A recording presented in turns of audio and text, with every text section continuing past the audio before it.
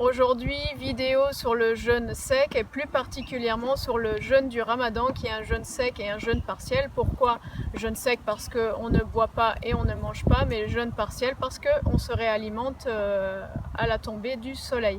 Donc le jeûne sec est conseillé à toutes les personnes qui ont un système lymphatique qui tourne un peu au ralenti. Ça pousse le système lymphatique à se mettre en action.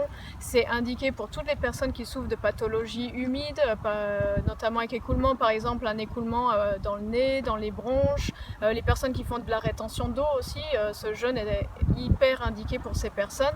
Par contre, le jeûne sec va être plus difficile à supporter pour les personnes qui sont maigres, les personnes qui sont affaiblies, épuisées, stressées. Elles vont avoir plus de mal à suivre un jeûne sec. Ici, on parle d'un jeûne qui est un jeûne partiel de 12 à 15 heures, donc les effets sont quand même limités et donc les personnes pourront aussi suivre ce jeûne bien sûr, mais devront faire un peu plus attention notamment à leur système nerveux, au stress et à le soutenir durant tout ce mois de jeûne. Donc tout d'abord, qu'est-ce qu'on va chercher lorsqu'on se réalimente et on se réhydrate le soir après le jeûne? On va chercher des choses qui hydratent le corps. Donc l'hydratation, elle vient des fruits et des légumes crus.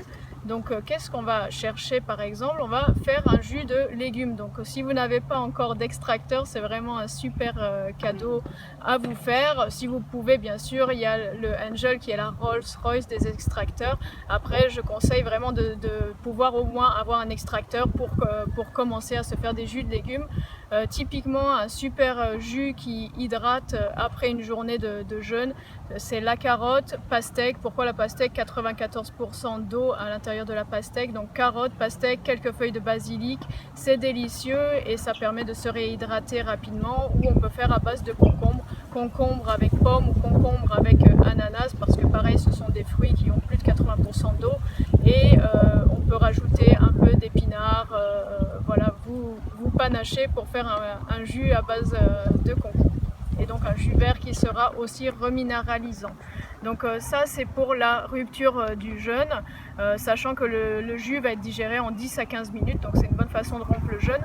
Par rapport à l'eau, certaines personnes boivent des litres et des litres d'eau et pourtant elles sont mal hydratées parce qu'encore une fois, le but de l'eau, c'est vraiment de rincer, de nettoyer l'organisme.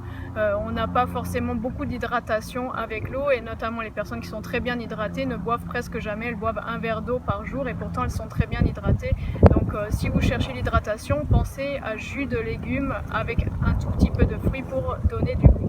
Ensuite, lors du repas du soir, lors de l'iftar, je suggère de prendre au moins 50 à 70% de crudité, encore une fois parce que les crudités permettent de réhydrater l'organisme et on a toutes les vitamines, les minéraux, les enzymes pour bien digérer ces aliments. Donc 50 à 70% de crudité avec 30% de céréales. On va privilégier les céréales complètes ou on va prendre du quinoa par exemple. Si possible, on ne prend pas de protéines animales. Si on en prend, ce sera plutôt des huîtres ou un petit peu de poisson, un peu de protéines qu'on va mettre encore une fois avec des crudités. On ne mélange pas de viande ou de poisson avec des céréales. Pourquoi? Parce que c'est très mal digéré.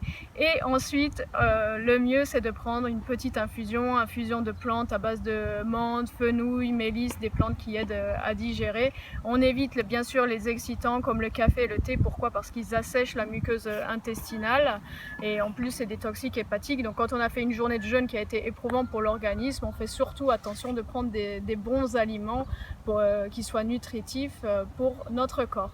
Et enfin, beaucoup de personnes aiment faire un petit déjeuner, ce qu'on appelle le suhoor, avant le lever du soleil. Si vous pouvez ne pas le faire, c'est mieux. Pourquoi? Parce que la nuit, on n'a pas d'enzymes digestives.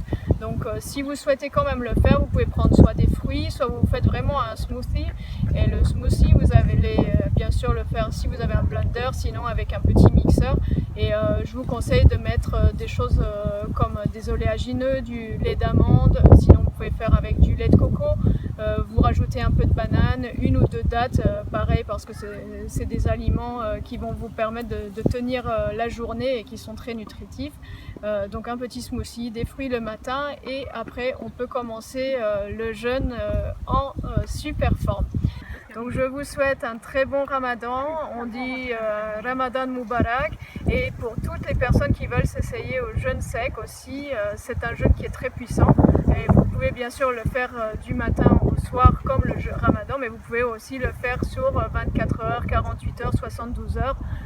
Voilà, certaines personnes tiennent un peu plus longtemps, mais je conseille vraiment d'y aller progressivement afin d'adapter l'organisme et de pouvoir expérimenter. Je vous souhaite une très belle journée.